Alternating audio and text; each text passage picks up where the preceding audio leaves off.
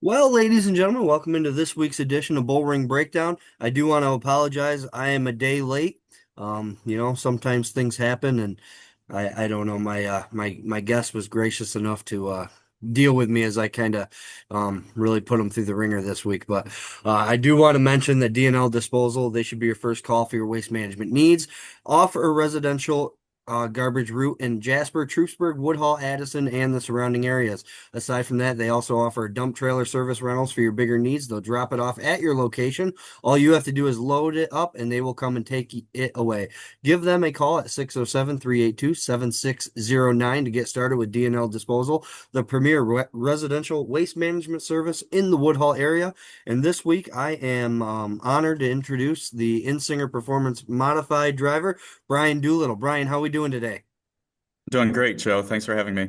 Listen, I got to tell you, I had some things come up yesterday, and I had to cancel it. And then I won't lie to you, I had to I was mowing down some Burger King about 10 minutes ago on my drive in because that's how my day went today. So Yeah, you gotta do what you gotta do. That's I okay. yeah, I got to spend it at the doctor's office for my daughter, and then apparently she had to go get blood work that I was not preparing for. So Yeah, the I joy of kids. yeah, I got to ask you, do you ever eat fast food? No, I don't. I mean, fast food to me is like the occasional trip to a Moe's or a Chipotle if I'm on the road. But no, for the rest of the places, no, I don't. I'm big into my health and I fitness. know you are. I work out, lift weights all the time. I run, do a lot of weighted hiking. I do jujitsu. I don't want to sacrifice my results in the gym No way. You, with a little bit of fast food.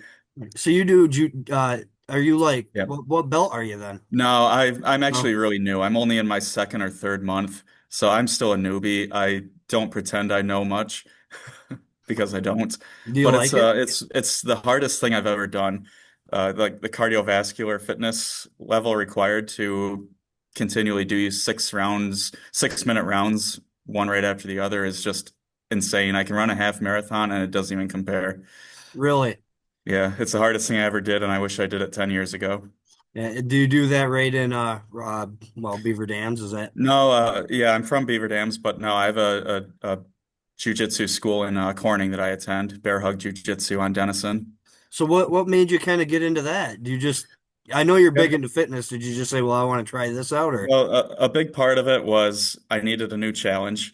But I had friends of mine that had been that I knew through the gym, through weightlifting, who went on to do jujitsu and were doing it for years, were very successful, and kind of provided some inspiration for me to do it. And a lot of the podcasts I follow and books I read, they're people that practice jujitsu, and it just really resonated with me very well. So I've taken to it, and from the very first class, I've been hooked. well, that's I listen to some the Joe Rogan Experience is one that I Yeah, listen to. So that's a big one. he'll Yep. talk all the time about just Yeah, fitness and I haven't picked up on any of it yet, but I'm listening to it yeah. every week. Well, with Joe Rogan, with Jocko Willink, and a lot of those other guys that are top podcasters too, they talk about like the discipline required for it, Mhm. and it's real. It's a serious thing. Yeah. Does it ever make you, are you gonna, does it ever gonna make you feel good at the racetrack that if anybody ever stepped to you, you could put them down then? Because I can't imagine there's very many guys that have jujitsu experience.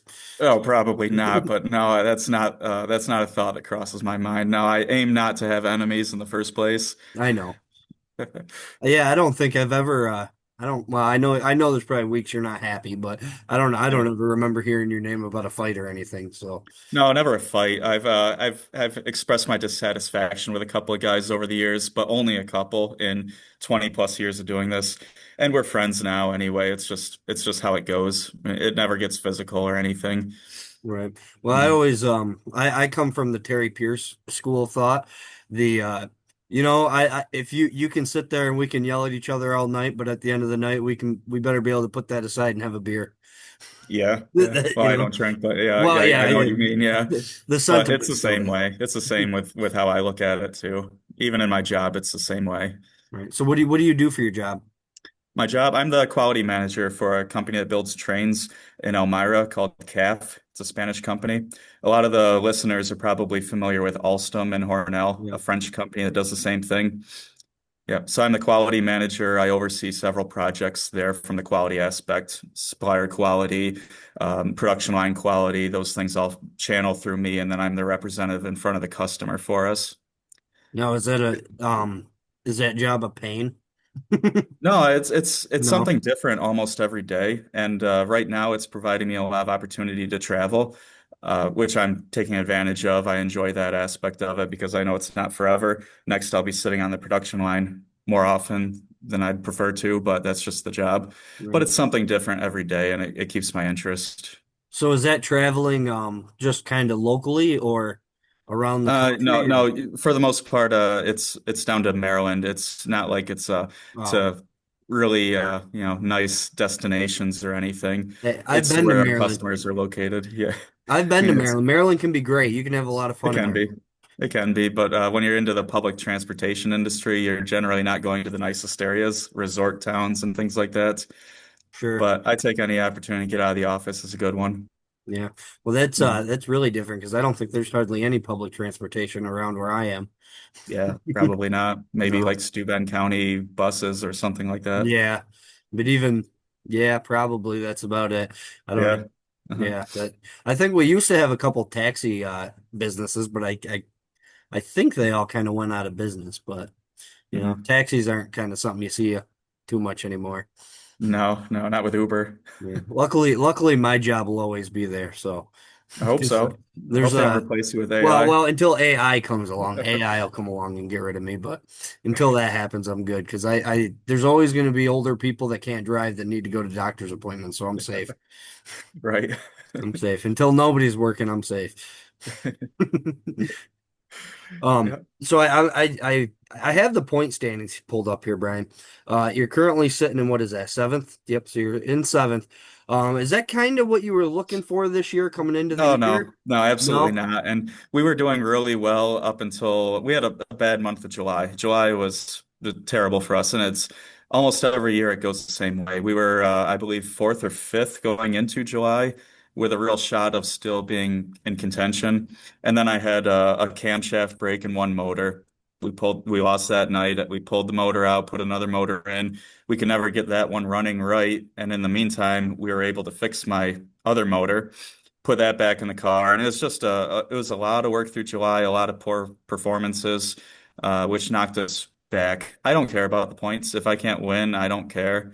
So we'll end up where we do. At this point, we're just trying to get a win before the end of the season, and we've been close. And then as far as the points go, we'll just end up where we end up. I think I'm over 40 out of first, so it's pretty unrealistic at this point for us to climb back into contention for it. At the end of the year, maybe a top five in points would be nice. But again, I don't care. If you can't win, it doesn't really matter to me. I just want to win a race before the season's over. Right. I feel like we can do it too. Well, I'll tell you one thing. I think if we had 30 lap features at Woodhull, I think one week you might have had it.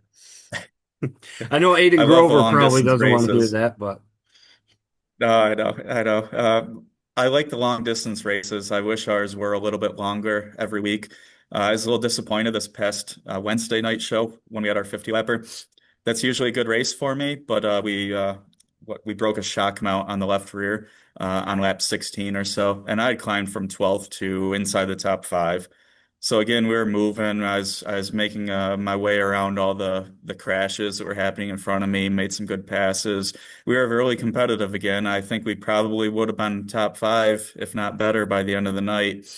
But I just didn't get past lap 16. I had to park it. so But we got that's the what happened speed. to We you. just got to hope things don't break. Right. So that's what happened to you then. You broke the shock tower. Or is that what Yeah, it's called? yeah, the left rear shock mount broke. Shock mount. Yeah. Yeah, I guess I was hoping it was a tire. I pulled into the hot pit hoping it was just a left rear tire. And fortunately Bill Brewer was there with Colin Wyant, and they looked at it, and a couple other guys came over and said it's not a tire, it's a shock mount. There's no saving it. So I limped it back up to my pit, and that was the end of the night. yeah, I saw But I you was hoping go we could just simply throw a tire on and go back out.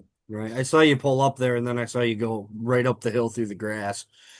So I figured Yeah. something was now I guess I don't know. I don't want to be too mean about it. I guess how does that feel with the speed that you had the week before? You know, because like you said, you guys had a ton of motor problems, and it just seemed like one bad thing would happen after another. And then on the second, August starts, and it's like, boy, I finally found something here. You know, this car's moving good. I passed a bunch of cars. I started seventh. I finished second. And then on Wednesday to have something like that come out that I'm guessing isn't in your control must suck. Yeah. You don't think it's in your control, but after the fact, you think all these things you could have done differently to have avoided that. I could have bought a different style shock mount, or we could have, um, done something different to avoid it. But you don't know when something like that's going to break. You don't even think of it until after it's happened. So I don't. I try not to get too hung up on mechanical failures like that because you really don't have control over it. I really get upset over myself when we have setup failures, things that we do have control over where we just totally did something wrong and knew better. But as far as part breakages, I don't get hung up too much on it. It can happen to anybody at any point in time. Even with brand new parts, I've had brand new out of the box parts break on me. Nothing you can do. Right. So is that just something that it's just sometimes they break, or is that something where more contact might be Well, as far as the left rear shock mount goes, the way these cars are set up now, it's so much stress on the left rear shock mount, at the drive shaft too, the rear ends, so much torque going through all these parts. They're working at full extension. They're bouncing around a lot more with the left side panhard versus what we ran in the past with torsion bars, right side panhard, where the car more glided across the bumps. Now these things are more violently bouncing across the track. It's just so much more stress on the car, on the parts. You can't really do much about it. You have to run that stuff to be competitive. Um, like I said, you can't control when a part is going to break, even if it's a brand new one, an old part you've had for years. You never know. um do you like the coils, or would you rather have the bars? It's taken me a long time to be okay with them. It was not comfortable at first, but I've been racing so many years with torsion bars and right side panhards, and the cars were more flat through the corners, not bouncing. Now you've got to drive these new modified setups like you're angry at the car all the time. You got to really power them through the corner and just not worry about bouncing or anything like that. Um, it took me a long time to get used to these new setups. I think that now we've got it pretty well understood. And I've had some good help from other guys along the way, like Billy Van Pelt's been helping me out quite a bit, as he is with a lot of other drivers. And yeah, I think we're really coming around. But yeah, like I said, I raced for nearly 20 years with torsion bar setups. So it took me a long time to get used to these new cars. Yeah. Um do you so you got started in trucks, right? Is that Yeah, yeah, back in or 2002, like Black Rock Speedway, now it's called Outlaw. Black Rock ran a pro truck division as a V8 rear wheel drive, similar to a hobby stock, street stock kind of deal with a truck body. Yeah, I so ran those for 2 years. almost like Ken Peoples's? Yeah, except Ken was driving as a super stock, Oh, okay. and I didn't know anything about the cars back then. I didn't work on them. I was still in high school, so I can't tell you the differences between the pro truck versus Ken Peoples' super stock truck. Right. Um, probably way different. I couldn't really tell you, but I took to it pretty quickly. And then after 2 years of that, I ran super stocks at Black Rock for a season. Did really well, and then right into modifieds from 2006 on. So so how come you went to Woodhull? I mean I'm not, Yeah. don't take that the wrong way. I love No. seeing you every week. I just Well, how come I always wanted to race at Woodhall because that's where I grew up watching my father race Saturday nights in the modifieds. But I was content racing Black Rock. Dean Hogue owned the track for several years while I was racing there. I raced there in modifieds 2006, 7, and 8, but then for 2009, he cut the modifieds from the schedule. And I needed a place to race. So it just made sense at that point that I'd start racing Saturday nights at Woodhall. My father had pretty much stopped racing at that point, turned the car over to me. He was happy retiring from driving and just working on the car and doing the motors for me. So from 2009 onwards, I've been full-time racing at Woodhall with a few handfuls of experience of showings at Outlaw since then under different management. Does Saturday nights make it a little easier?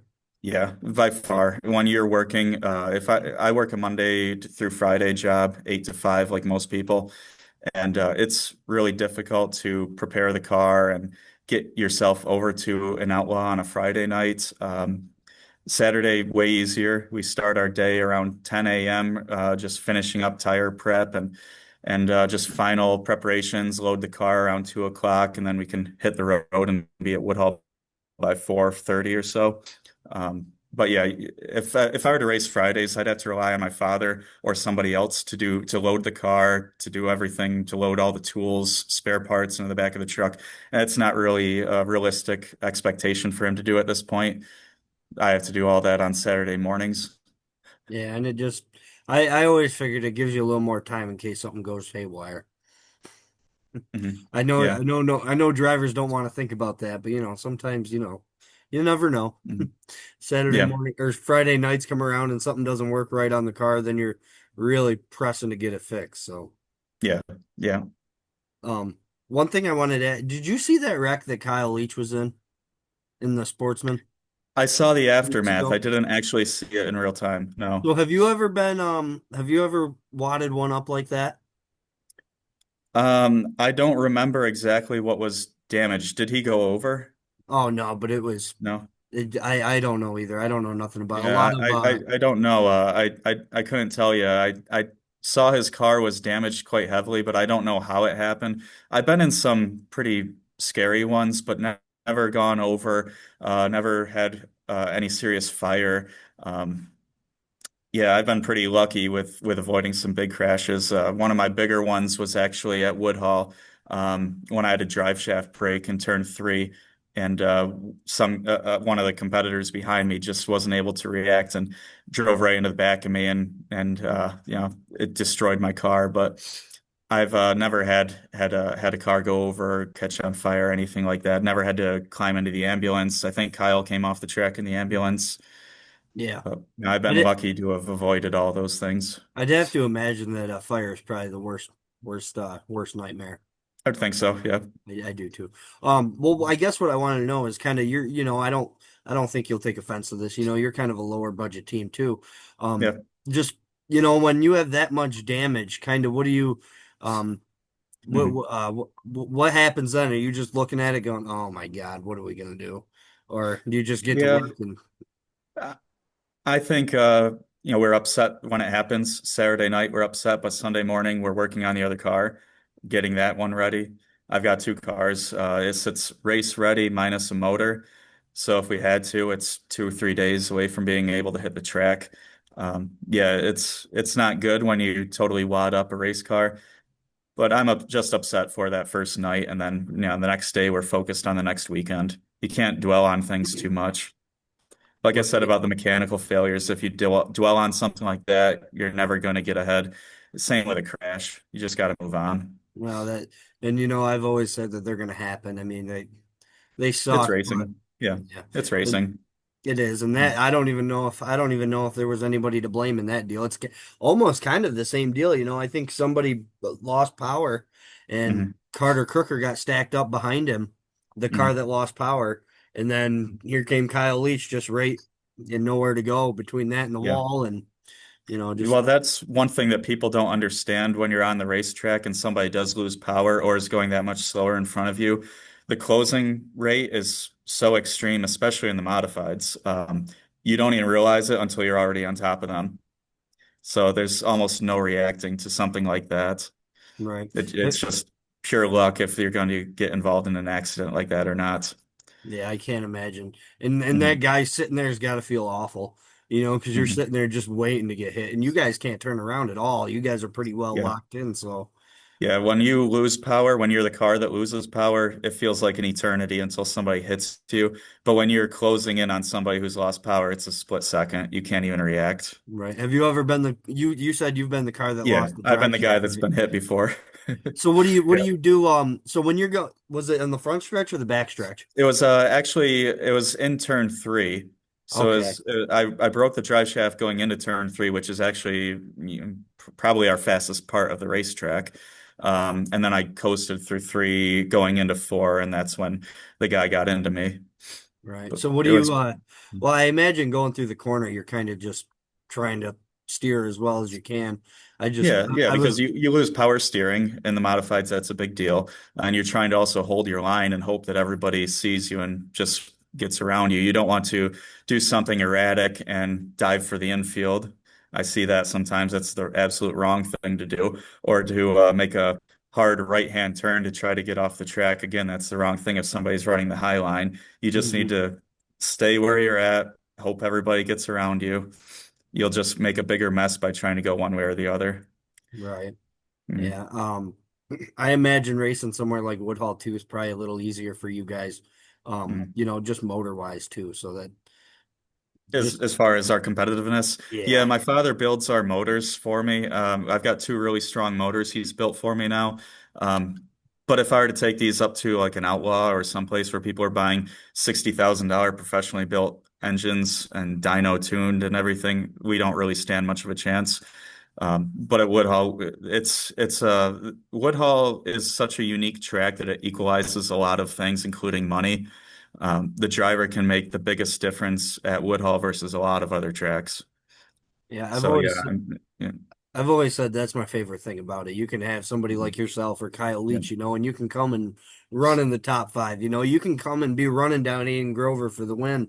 And that's mhm, just not something you're going to see most places. And that's, yeah, when you watch when the short track super series came, you had, now I don't know the money wise or anything, but you had Dylan Dwart racing side by side with Stuart Friesen, and Friesen had top of the line everything. I don't know about yeah. Dylan or not, but you Oh, know, he had good stuff for sure. Yeah, him and Josh Nobriga had a great run that same year, I believe. hmm Donnie Lawson has run really well with them. Yeah, the best of Woodhall can run with the best of anybody at Woodhall, but then you've seen a lot of guys like even Billy Van Pelt, as good as he was everywhere he went. He won championships other places than just Woodhall. hmm He sometimes didn't qualify for the short track super series. It wasn't because he lacked for talent. It's because the other guys had all the right budget, the right shock packages, bigger teams, bigger help. Yeah, It's tough to compete at that level at those something like that. Nobody would stand a chance from Woodhull. But right. Woodhull is an equalizer for sure. Yeah, that's my favorite thing about it is anybody can hop in there and really stand a good chance. Yeah. Have you ever thought about driving anything other than a modified? I can't remember Um, if I asked you that the first time around or yeah, not. we've talked about it before. I'd give consideration to it. I've driven other things before, like a 600cc micro sprint. I ran one of those one won the heat and feature. I filled in for a guy, so I filled in on a Friday night track and won a heat and feature when those things. Uh, yeah, I'd race basically anything. Yeah, I don't know. I've given consideration to it, but also at the same time, I haven't had the opportunities yet. If opportunities would present themselves, sure, I'd do it. Right. Would you ever hop into like a full-blown sprint car, like a 410? I would. Okay. I don't like to watch the sprint cars. They're Just scary. they're I don't care about the scariness factor. They're very fast. They're very hmm fast, but you'd be surprised at how much faster it feels to watch versus to drive. When I watched modifieds at Woodhall or Outlaw, I think that's ridiculously fast. I can't do that. Me And then I too. get in the car and I turn a faster lap time. Like it feels much slower when you're actually in the car than what it looks like. But with the sprint cars, it's as far as a spectator goes, I don't have much interest in them because it's so easy to lose track of who is where because hmm there's such a variable in the speed from first place to last place. They're lapping guys after only a few laps. The dust they kick up, the noise. As far as climbing behind the wheel of one, I'd definitely try it. If the opportunity presented itself, I'm not going to go and buy one myself. Right. So But yeah, if somebody asked me to, I definitely would. right. So you would never trade in the modified for something else? I don't think so. Yeah. I thought about getting a sportsman from time to time just to be able to travel more and be competitive anywhere we go. but it's really not a priority. Priority right now is just compete Saturday nights at Woodhall. Well, a little bit of technical difficulties. If you listen to this podcast, it seems like every week at least I get one. I'm getting a little bit better at fighting through them. So hopefully I hit pause there so I don't have to do too much editing. But I think you were talking about how you thought about going to a sportsman, um, Yeah, just so yeah, you could just be competitive anywhere. But yeah. Yeah, that's just something to stay within the same type of car because it makes things simple. We already have the spare parts and everything and the knowledge. Don't have to learn anything new. But you can be competitive and have fun anywhere. Um, but it's not a priority. I think I said my priority is Saturday nights at Woodhall. And that's probably going to stay the same for the near future, the next couple of years. right. Um, so you never had any interest in something full fender, maybe a late model or a street stock or something? Um, not myself. No, if an opportunity presented itself, I would entertain it.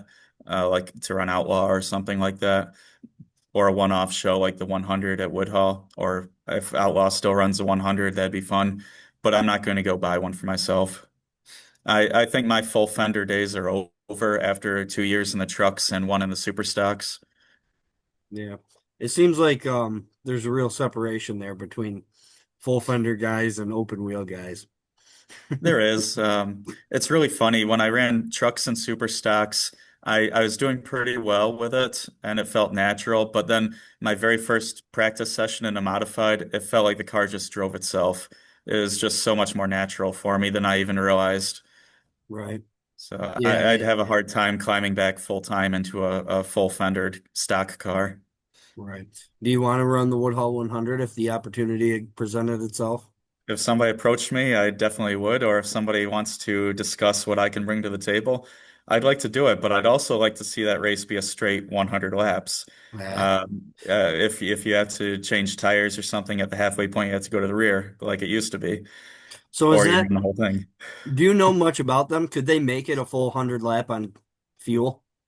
Or would you have to stop to fuel anyway? I believe they would probably have to do a stop for fuel.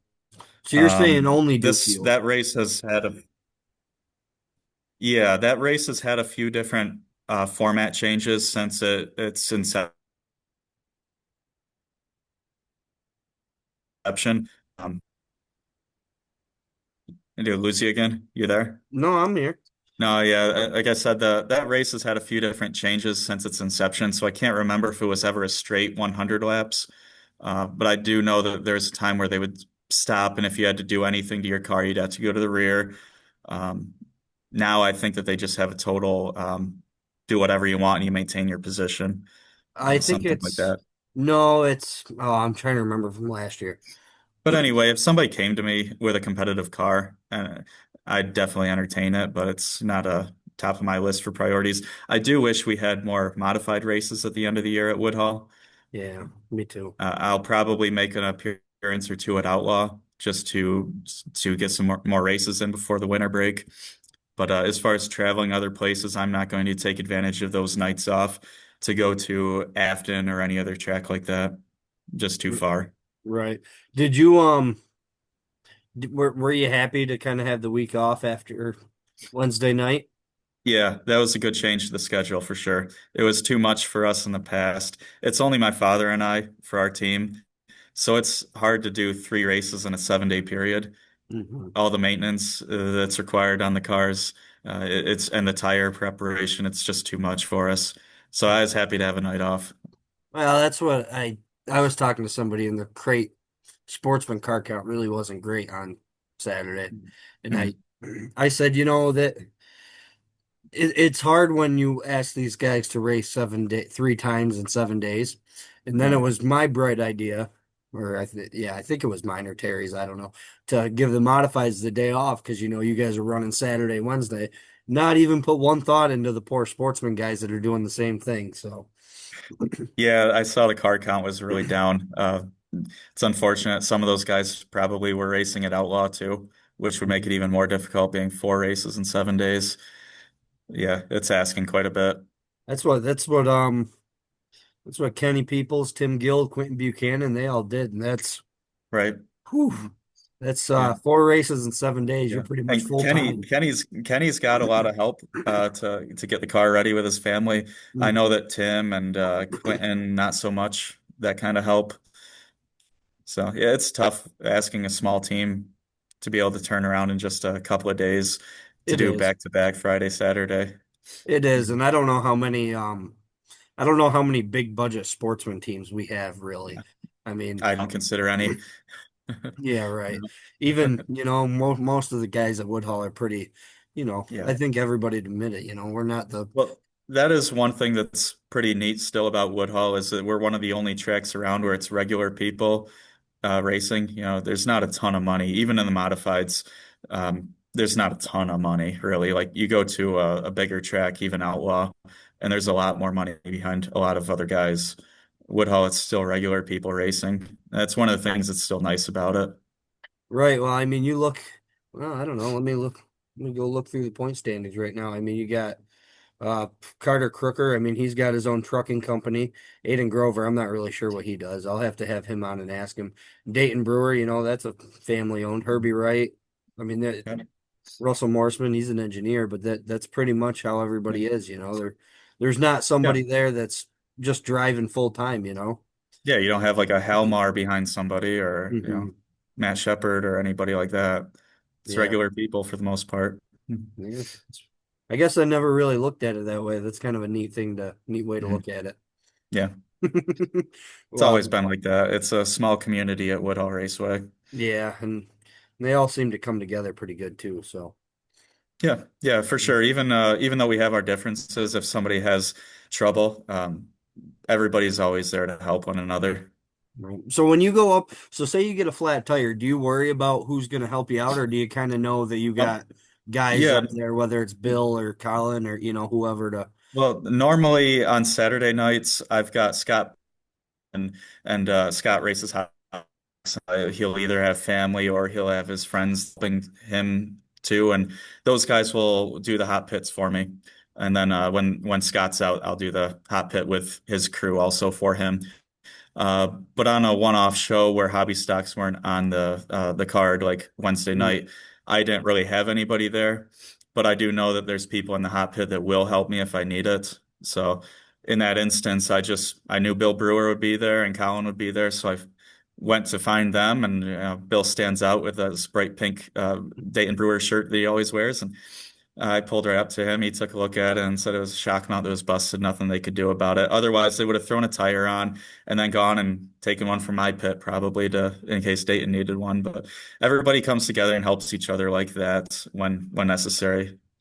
Yeah, it's got to make it a lot easier too with with such a small team, like you said, it's just you and your dad, and you're Yeah. it'd be really tough to do it, without that. Well, my father's 75 years old now, and he gets around with a cane. He st sits in the grandstand more often than not now, unless I'm really having issues with the motor, for example. Between heat and feature, he'll come help me, but he's not going to be in the hot pit in case I need something during the race. So that's why it's important to rely on other people like Scott Brown or whoever he brings with him, or anybody else that may be down there. Mike Buchanan's always down there too, So Glenn sometime. how'd you get hooked up with Scott? Did you guys just park next to each other and get talking and just worked out Uh, that way, or? his son Connor Brown and I have been friends for quite a few Mhm. years, and then eventually when Scott got into the hobby stocks, my father started building motors for him. So we've just been kind of parking next to each other, helping each other out for all these years now. What do you think of the hobby stocks? It's kind of it's an interesting class. I'd like to see their numbers up like they were a couple years ago, getting 20 some cars or so. I think it should be getting that many cars again, but I think they've been down to like 11 or 12 lately, which is pretty Well, sad to see. they had 17 on Saturday. Well, that's good. That's good. Hopefully it stays that way. I think it's a really good class. Yeah. I love it. This is what Yeah. I said, Woodhall in the area, and is not the most affluent area. We're Mhm. not. we don't have billionaires that are just throwing money left and right, and it's kind of cool Mhm. for your regular guy that works down at the lumber mill to be able to Yeah. go buy a big V8 and be able to race it and not have to spend a ton of money on it. I love that class. I think they might beat and bang a little more than I like, but Mhm. you Yeah, know. it's important to have affordable classes like that. Not everybody can race modified or even a crit. Um, yeah, it's a real good class. And as far as the beating and banging, I don't think it's always intentional. Just a consequence of how the cars are handling, and they don't have steering quickeners, so it's probably three whole turns from lock to lock. Difficult Mhm. to manage that through the tight corners of Woodhall. Yeah. Well, I've tried to, I've driven, not on a racetrack, but I've driven those big boats and they're pretty tough to, sometimes they're Right. tough to get to do what you want. And then you're on little DOT tires and you're trying Yeah. to haul ass and Yeah. sometimes you just But end up going somewhere you that's don't mean to. yeah, that's the fun, and those tires are another equalizer too. hmm I think because I just think it's so funny because what was it, probably last year, maybe the year before, the Crown Vic class really started to get big. And I'm kind of looking at it going, I think we already do that. I mean, Hmm. right? Essentially, that's pretty much Yeah. the Yeah. main, Yeah. but I don't know. No, it's great. Yeah. Yeah, no interest in doing one of them either, huh? Not really. No, none at all. None at all. No, you're pretty much stuck with your modified, huh? For the most part, yeah. Yeah. Are you learning from your dad about how to build these motors? Not really. No, Uh-oh. that's one thing I've never picked up on. Um, It's I kind of blame the job. Like my job is kind of in the way of me learning a lot of things, and it always has been because somebody has to work to pay the bills on the race car. My Sure. father's retired. He does all the majority of the work on it while I'm at work. So even if I stop by after work, he's already done for the day. So these last couple weeks, I've been off work on vacation, and our factory annual shut down for a week. So I've been a little more hands-on with the car. But still, you can't learn everything in a 2 week period. I Mhm. just pick up bits and pieces as we go and do the majority of my learning on Saturdays. Right. So why is your factory shut down? Is it just every year It's you just do an it? annual factory shutdown. Give everybody a break. Yeah, that's all it is. Really, that's kind Mhm. of nice, Yeah. right? You get, Yeah. at least it's in the summer, at least it's not in the winter. Yeah, and then I always take a vacation week, either before it or after, so I get 2 weeks off. Good And it deal. just so happens it always falls around our midweek race too. So that's a big deal for us too, because again, two or three races in a 7 day period, I can be there to help prep the car for it. Right. Yeah, I can't imagine what you guys go through, even just cleaning them, and It's a that, full day job. My father still does all the pressure washing and all that stuff. Um, Maybe he enjoys it, I don't know, but I'd rather he does it than me. well, you It's know just what? boring, monotonous work. I can tell you one thing when I first got into demolition derbies and I was making good money and then I had the baby. I said, well, you know what? I think I'm going to take a step back and I don't know if I want to spend the money on doing that anymore. And I won't have the time to work on them. And my dad said, well, I'll find the time to work on them. And now he works on them all the time. And so I think it's that older generation just really loves to do Mhm. that stuff and that's what they want to do. And Mhm.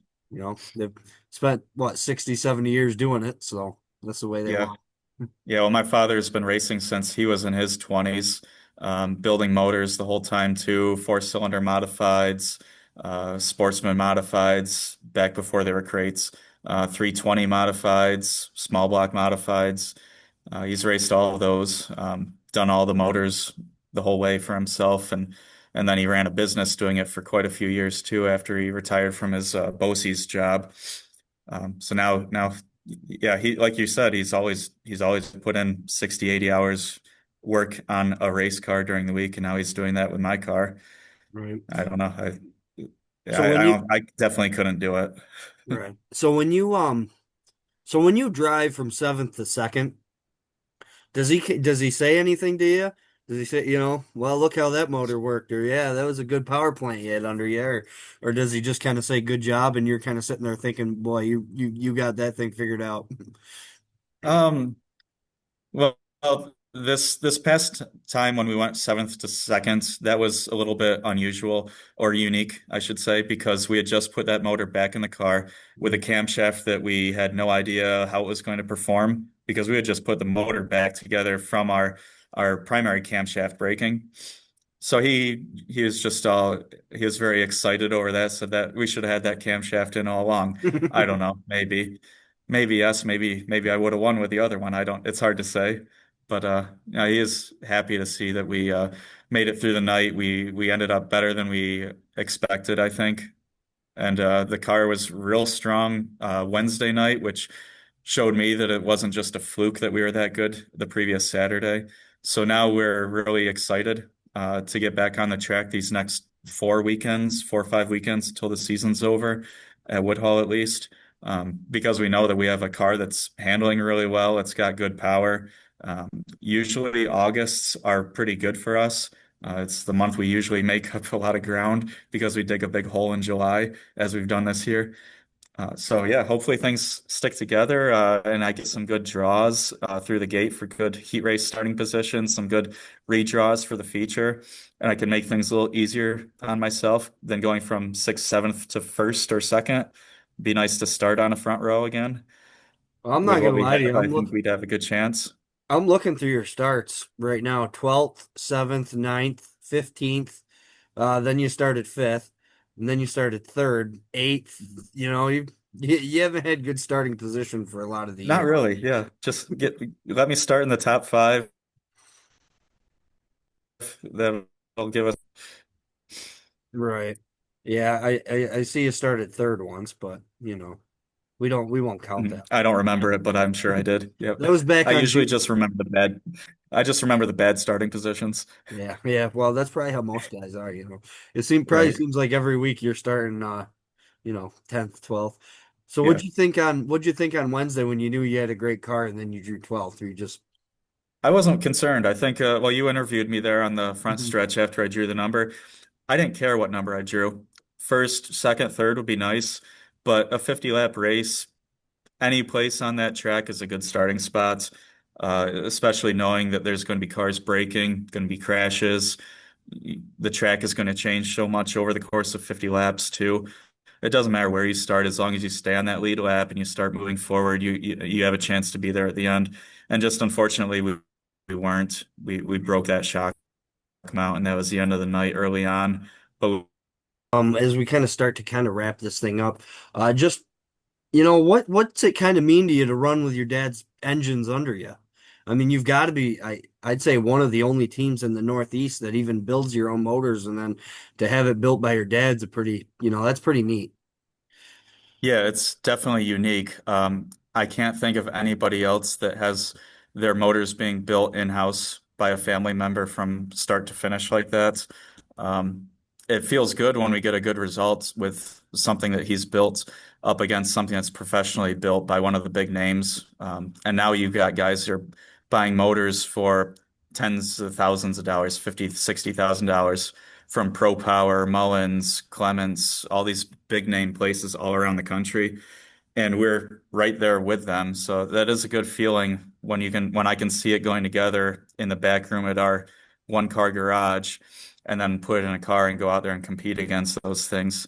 Um, it's a unique experience for sure. It's definitely interesting and it makes a good finish, like a second place the other night, feel extra rewarding, knowing that we didn't rely on anybody else to get to that point. Everything in that motor was built in my shop by my father, was assembled by him at least. Right. You know, I buy Um, good components. He saves me a lot of money on the labor and the engineering of these things, so I can put that money savings towards good components. Yeah.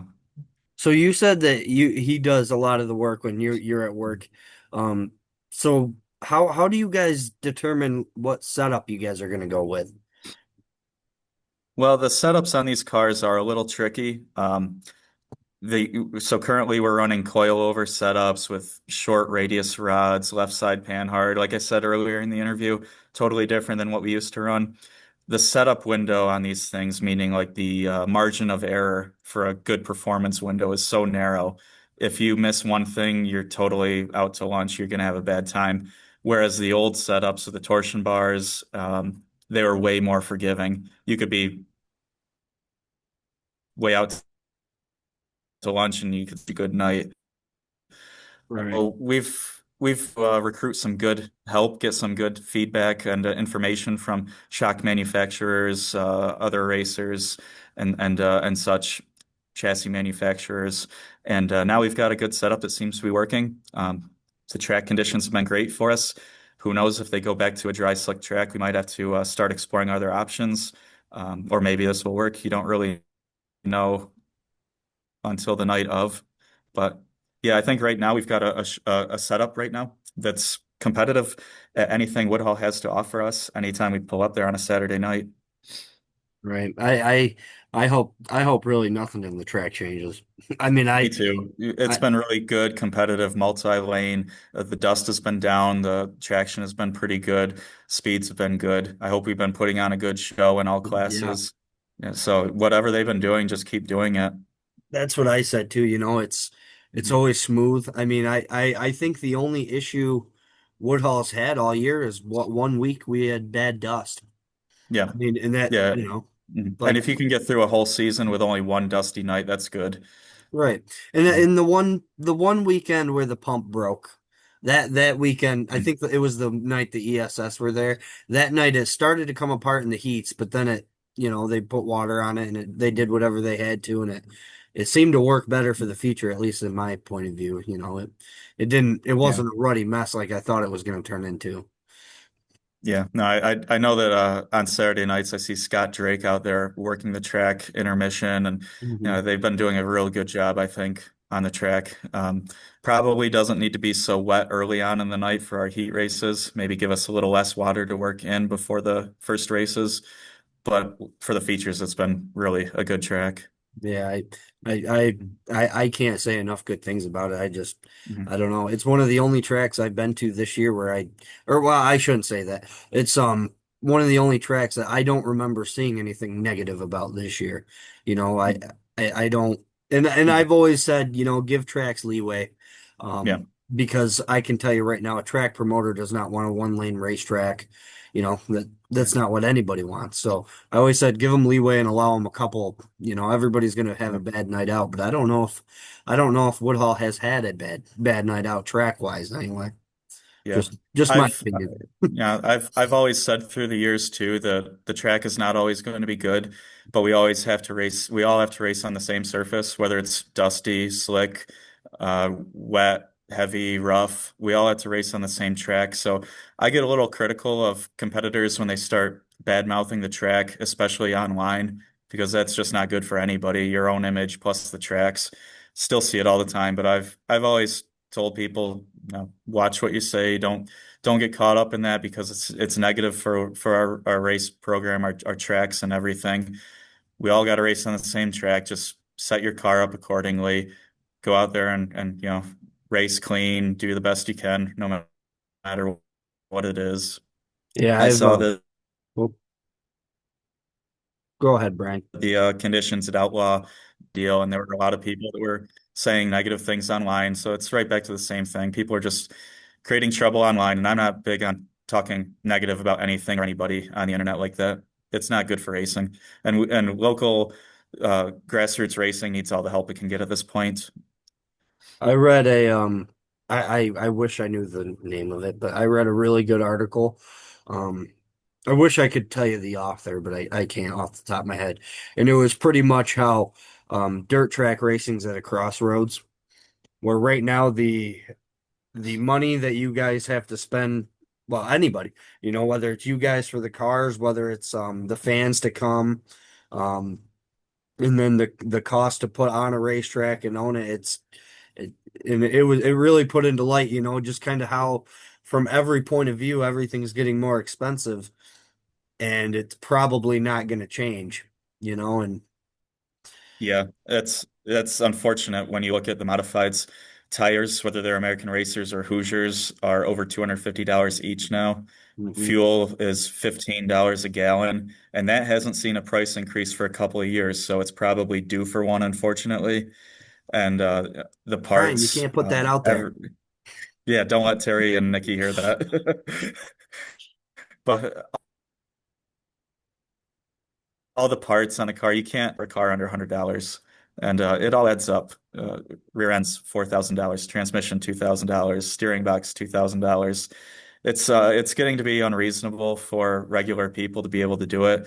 And the unfortunate thing is that these manufacturers and the tire companies, the chassis manufacturers, they don't care. They don't care if Right. I can't race on a Saturday night or a Friday night.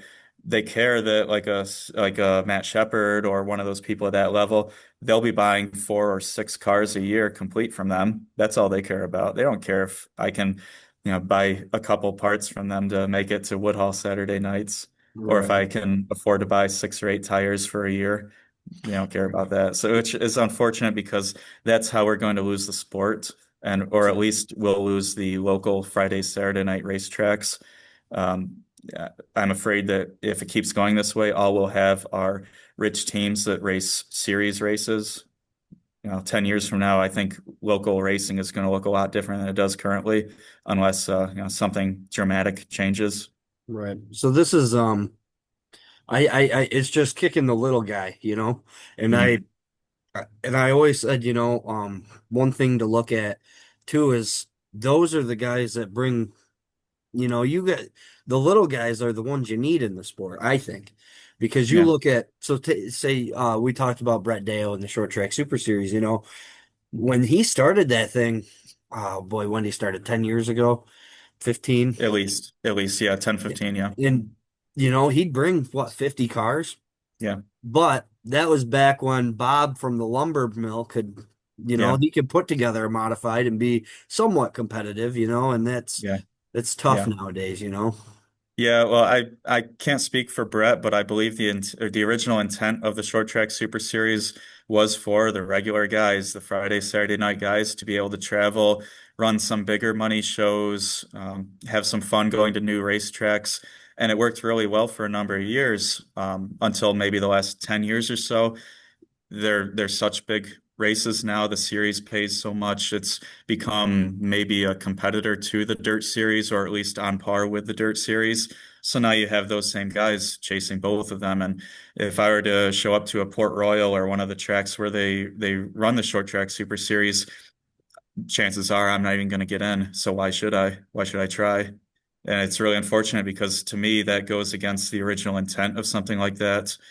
I know we've tried it in the past too, before you were involved in racing. There was the T3 series. Yep. I was too young to follow it, but you may remember it. It hit a few of the local tracks.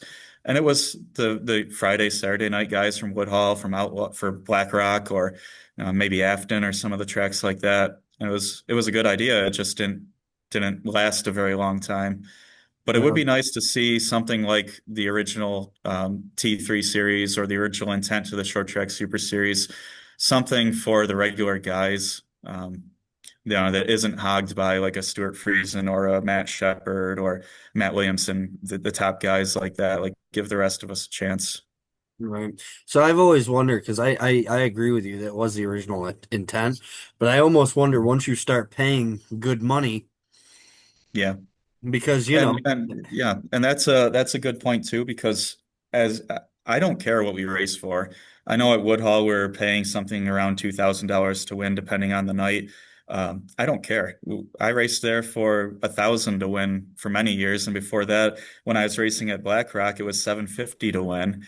Nobody cares. Like, if maybe you don't need to offer $10,000 to win, so you can give the other guys a chance, or give somebody like me the to entice me to come to a different track like an Afton, or a Thunder Mountain or something like that. It's a little bit further to go, but I'm not going to go there if I'm not going to have a chance to get in the show, or if the incentive isn't enough. have you ever been to Afton or Thunder No, Mountain? I've driven by it, but I've never been on the track. Hmm. I wonder if that is that a big horsepower track? I don't think so. I No, don't I either, don't think it is. just No. by looking at the size of it, but Yeah, I yeah, know that they're attracting quite a few modifieds too. They're getting more than full fields.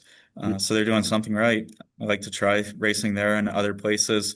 Thunder Mountain was always appealing to me, but now they've gone to the dirt rules, Hoosier tires, which is fine, but that's just a different tire manufacturer I need to stock up on. And Extra I've got expense. American Racer tires. Now I would need to go buy 16 Hoosier tires.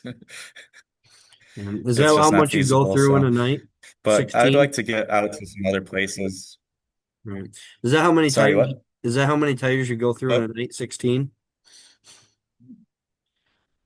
No, no, no, no, not No. at all. No. Oh, But you okay. need to have a set on the car of four. You need to have your four spare. And then if you're racing there weekly, you need to have weekly, you'll need to have more in the garage. So Right. it adds up pretty quickly. Yeah. So how many But tires do I you would go like through? to go other, how many tires do we go through? Yeah, in a week. Um, Well, if track conditions are good, if I don't get a flat or if I don't burn off a set of rear tires, we can usually get three features out of a set of rear tires. Mhm. And then I relegate those to heat race tires for a couple more weeks after that. So I really extend my tires to last me maybe even up to 2 months before I throw them away or give them away. Um, Through Is the that course of a season, racing Woodhall alone, I'll buy maybe 12 to 16 tires through the season. now? I've got some good, Is that I've what got some most? good Is that what sponsors that help most? me out with them. Sorry, what? I was just gonna say, is that what most of you guys do, or do you I think, or is there yeah. people buying new? There are people that buy new more frequently, and it is an advantage. Um, but tires are $250 plus each now, so it's just not feasible for me to buy them weekly. I do have some good help from some good sponsors that have helped me out a lot with the cost of tires this season, but it just doesn't make sense to put new on every week. Right. As we get through the last month of the season, though, I'll probably put on a new set here real soon, and maybe even before the end of the season, another set. Just because, like I said, the goal is we got to win a race. That's the ultimate objective. Let's get a win before the end of the season. And at this point, I really don't even care what it costs. I always said when the number seven. Actually, I've always said when the oh man, now I was gonna say your sponsors, but now I'm blanking on them. I say them all the time. Now I can't. When the Easy does that automotive, John Mills Electric number seven parks Yeah. in Victory Lane, the whole place will burn right down because of the just because of the raw emotion of everybody being happy to see you win. Because you're one of the nicest guys in my opinion, and I know a lot of people agree with me and want to see you finally park that thing on the front stretch. Really?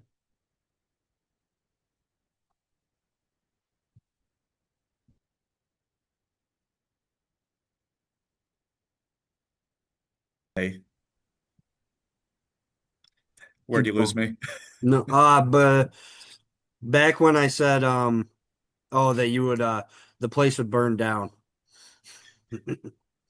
Yeah, and I get the feeling that a lot of the spectators would really like that win too, just as much as I would. Because when I walk through stands, I have everybody coming up to me saying hello, people that I don't know personally. They know me because they see my name on my suits, they see my sponsors. And everybody's always real pleasant, nice, wants to strike up a conversation and the people do remember, like the previous week, they'll say, "Hey, you did great last week." Okay, I don't know who you are, but thank you. I appreciate your support. It's just to get over to grandstand sometimes and just have that fan interaction. So I'm hoping that when we do get it in Victory Lane, I'll hear a lot of cheers from down on the track when you're interviewing me, and then a lot of people will come see me and take photos when I pull up around back. I hope so. I can't wait for that day. Um, Yeah. well, I've kept you probably long enough here. Why don't you just go through the people that help you out here? I know it takes a lot of people to keep a modified going. So before I let you go, why don't you just give some flowers to them people? Yeah, well, I appreciate all the support from family and friends. My father's there working on my car with me every day, every Saturday. Then I've got a great group of sponsors. John Mills Electric, you mentioned. Easy does that automotive too. They've been with me for years. Gary Hoteling, Drywall. He's a good friend and he's been with me now for a couple of years. I picked up Lauer Arms season to help me out, guy. And then also my cousin's pub in Watkins Glen, Roosterfish. All right, well, Brian, I appreciate you hopping on with me here tonight. What do you Yeah, do? very good. Thanks for having me. Yes, sir. You have a good night. I'll see you Saturday. Yep. Bye. Bye. All right. Got him out of there. Just me now. I do want to just remind everybody that D&L Disposal, they should be your first call for your waste management needs. They offer a regular residential garbage route in Jasper, Troopsburg, Woodhull, Addison, and the surrounding areas. Aside from that, they also offer dump trailer service rentals for your bigger needs. They'll drop it off at your location. All you have to do is load it up and they'll take it away. Give them a call at 607-382-7609 to get started with D&L Disposal, the premier residential waste management service in the Woodhull area. Um, and I do want to mention too that I cannot wait for this Saturday night. Modifieds back in action, both Insinger Performance Modifieds and IMCA Modifieds. So that will be a great show coming up here in a couple of days. Yeah, I hope that y'all listen through the whole thing. Um, if you are a sprint car guy, for some chance you hear this, we're working on the 305 registration for September 12th and 13th. Bear with us, a little bit new for us in that venture. So I guess I thank you all for listening to me, and until next week, I'll everybody have a good week.